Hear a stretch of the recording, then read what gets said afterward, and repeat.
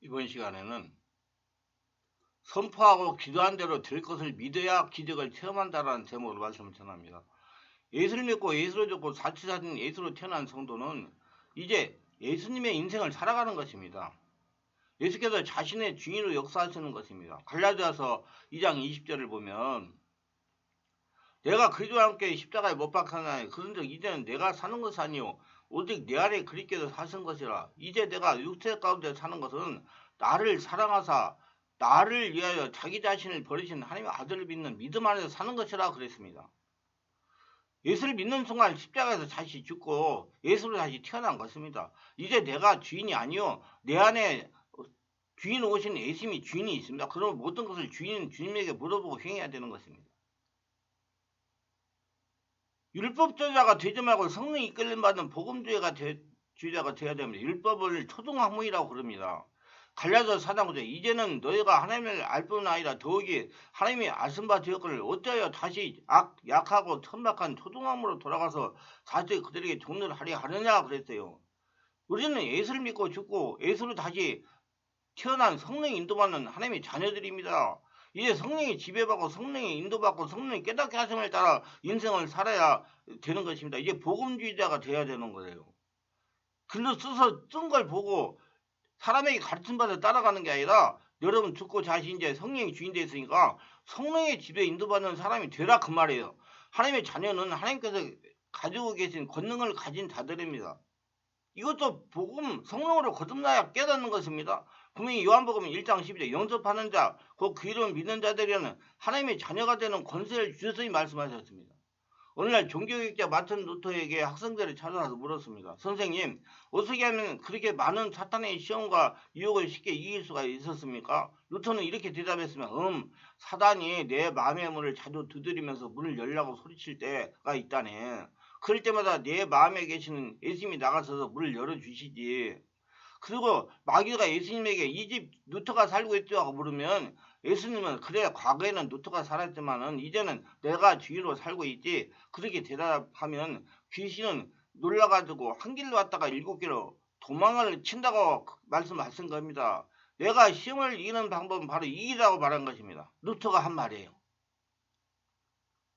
우리 주인이 예수님인 것을 알고 주인 예수님께 의지하고 마귀가 우리의 마음을 문을 두드리고 우리에게 돌아오려고 할 때 주인 예수님 못 쓰고 예수님 뒤에서 예수님에게 나가면 마귀는 예수 그리스도 앞에서 7길로 도망치고 마는 것입니다. 누구든지 예수님을 마음에 영접하고 그분을 주인으로 믿기만 하면 우리 마음에 예수님이 함께 계셔서 우리 마음에 주인이 되시는 것입니다. 여러분 주인이 바뀌었어요. 이제 자기가 주인이 아니고 예수님이 주인이십니다.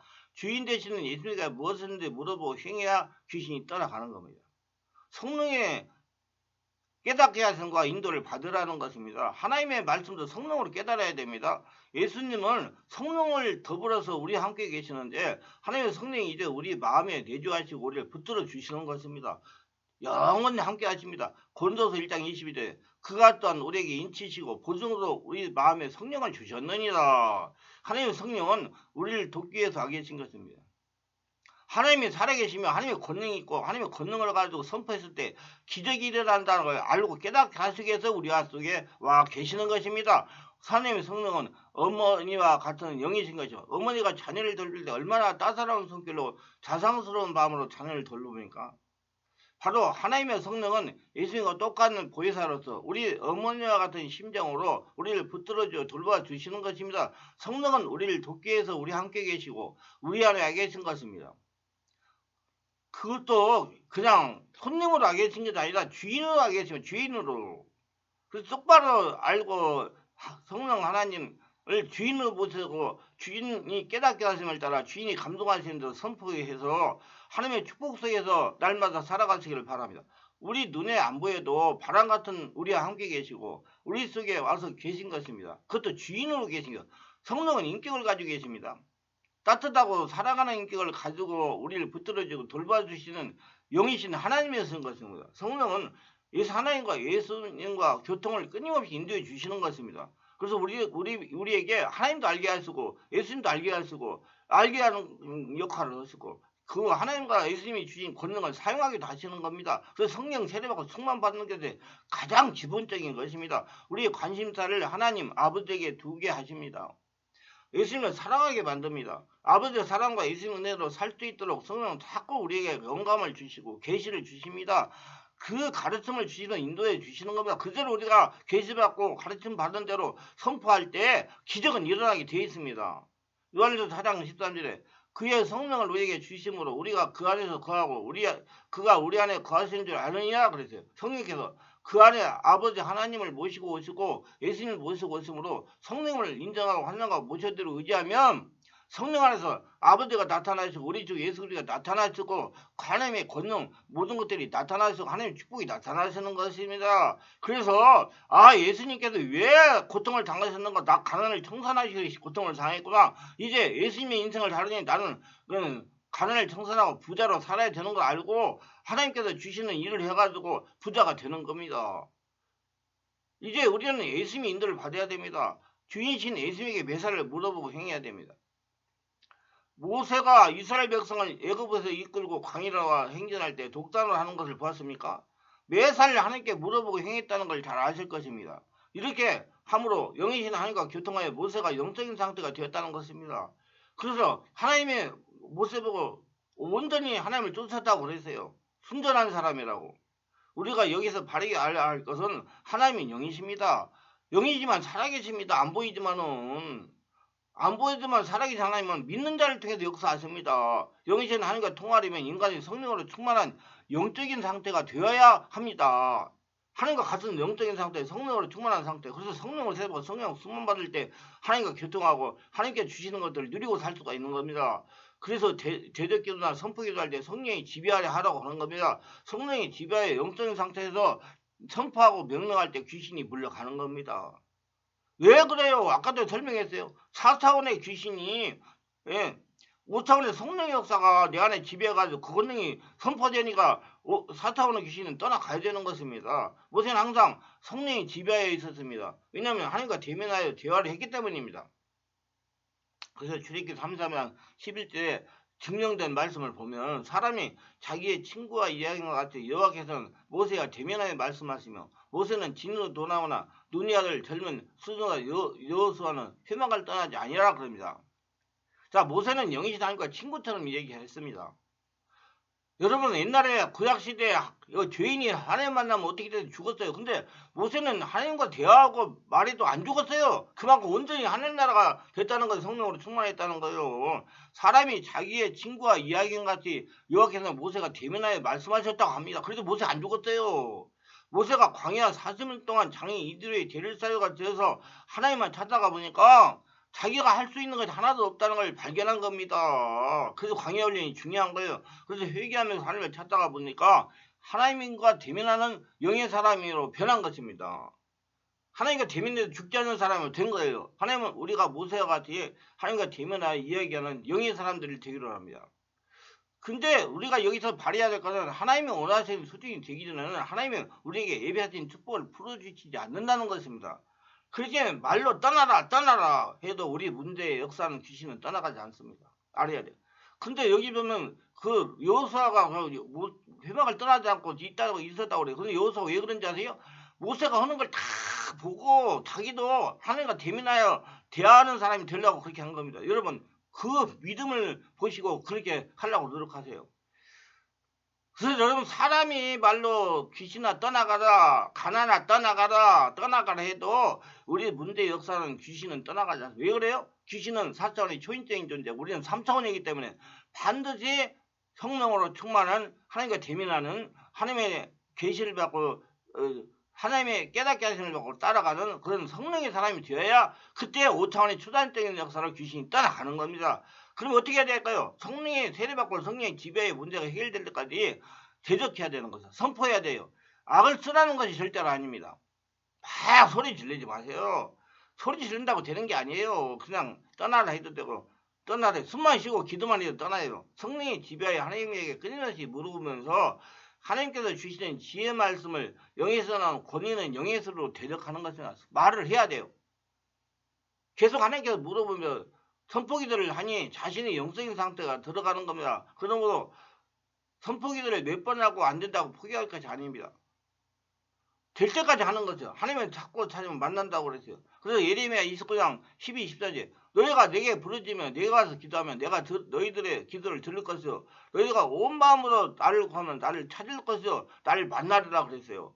하나님은 자꾸 찾으면 부르짖어야 대답을 하십니다. 죄송합니다만 여러분의 주인이 계셔도 자꾸 찾지 않으면 가만히 계세요. 자꾸 찾아서 인정을 해야지 그분이 대답하시고 지혜의 말씀, 지식의 말씀을 주셔서 문제를 해결하면서 가게 만들으시는 거예요. 이는 이스라엘 사람들이 애굽에서 고통을 당할 때 그냥 두셨습니다. 성경을 잘 보세요.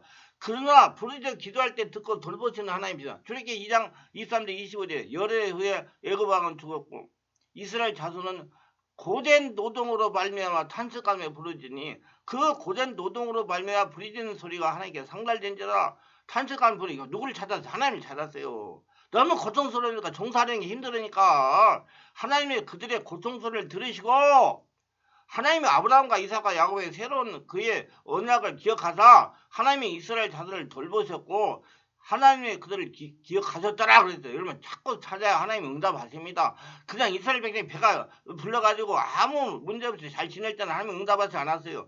자꾸 고통이 자꾸 하나님 찾으니까 그때 응답을 하셨다는 겁니다. 예레미야 29장 13절에 보면 너희가 전심으로 날 찾고 찾으면 만나리라 그렇게 말씀하셨어요. 부르짖어서 자꾸 찾아서 하나님 같은 영의 상태가 되면 기도를 들어주시고 만나주시는 것입니다. 그러면 여러분들 가정에 아브라함의 축복을 받는 선포기도는 성령이 지배하에 영어로 하는 것입니다.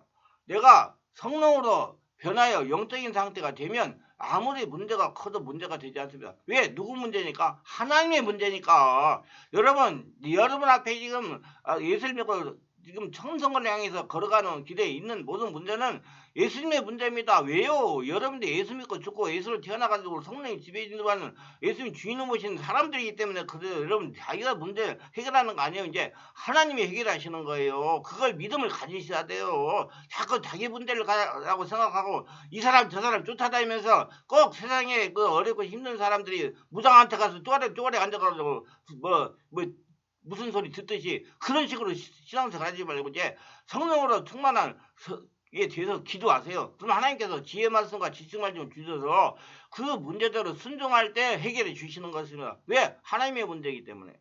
우리의 주인은 하나님의 세상 신보다 크십니다. 믿으세요.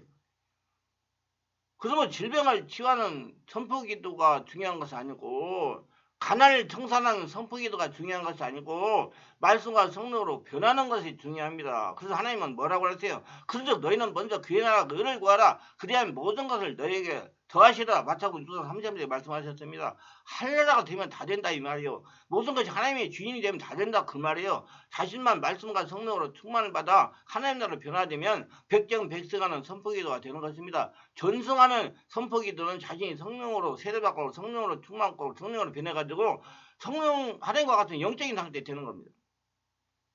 그래서 많이 깨달으셔야 돼요. 우리를 괴롭히는 질병은 그림자에 불과합니다. 여러분 가정의 가난은 그림자에 불과합니다. 그림자는 내가 변하면 변하면 바꿔집니다. 그림자인 질병을 선포기도하여 치유받으려면 먼저 자신이 말씀과 성령으로 변해야 가능한 겁니다. 가정의 가난을 청산하시려면 자기가 먼저 할나라 성도이 되어야 된다는 겁니다. 예수님이 주인이 되어야 된다는 거예요. 아무리 기도를 잘하고 힘이 세고 말을 잘해도 변하지 않으면 질병은 치유되지 않습니다. 여러분 여기 와가지고 재밌는 말 들으려면 오지 마세요. 여러분 저는 재밌는 말 못하는 사람입니다. 성령이 깨닫게 하시는 해서 치료 말씀을 전하는 데입니다. 그렇기 때문에 자꾸 재미가 없다. 재미가 없는 분들 오지 마세요. 재미있는 데 얼마나 많습니까? 유튜브에 보면 많습니다.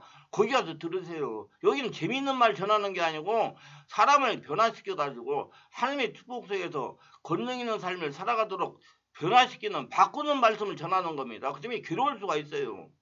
자신이 말씀과 성령으로 바뀌면 암이 아니라 더한 질병도 문제가 되지 않습니다. 우리 말씀과 성령으로 변화되고 바뀌려고 노력하십니다. 그래야 우리의 인생길에 시시각각으로 찾아오는 질병과 영의 문제와 가난의 문제들을 선포하며 기도하여 치유받는 날마다 치유를 받아 날마다 기적을 체험하시길 바랍니다. 기적은 내가 할 수 있는 것이 해결되는 것이 아닙니다. 내가 할 수 없는 세상 같은 문제가 성령의 권능으로 해결이 되는 것을 기적이라고 그러면 기적은 어떤 사람이 기적을 체험할 수 있느냐? 예수 믿고 예수를 태어나고 성령의 지배 인도받고 하나님의 주인을 모시고 사는 사람이 기적을 체험할 수 있어요. 왜? 모든 문제가 다 하나님의 문제이기 때문에 하나님께서 내 믿음을 보시고 기적을 체험해요. 여러분 분명하게 아셔요. 모세가 이스라엘 백성을 인도해가지고 홍해가에 나왔어요. 근데 홍해가 딱 있어가지고 갈 길이 없잖아요. 뒤에는 애굽인데 앞에는 홍해예요. 갈 수가 없을 때 하나님이 이렇게 기도하니까 하나님 뭐라고 했어요? 네 손에 있는 것이 뭐냐? 지팡이입니다. 그걸 내밀어라. 그러니까 내밀으니까 홍해가 딱 갈라져가지고 갔잖아요. 그래서 모세가 필요한 거예요. 여러분 말을 해야 돼요. 선포를 해야 돼. 그래야 성령의 권능으로 해결이 돼가지고 기적을 체험하는 겁니다. 홍해가 갈라지는 기적. 성경을 잘 보세요. 기적을 체험하려면 내가 한다고 생각하면 안 됩니다. 자신보다 강한 한사원 마귀보다 귀신보다 한사원 강한 자신의 주인인 예수님이 하십니다. 질병과 문제를 향하여 성령이 내 말과 담대하게 명령하세요. 그러면 하나님이 자신을 믿음을 모시고 기적을 체험하게 하십니다. 기적은 종교가 아닙니다. 그저의 생명을 받아 변화되는 것입니다. 살아있는 역사는 성령의 감동으로 대적하며 선포 기도하여 날마다 기적을 체험하시기를 바랍니다. 유익하셨다면 구독, 좋아요, 알림 설정을 부탁합니다. 감사합니다.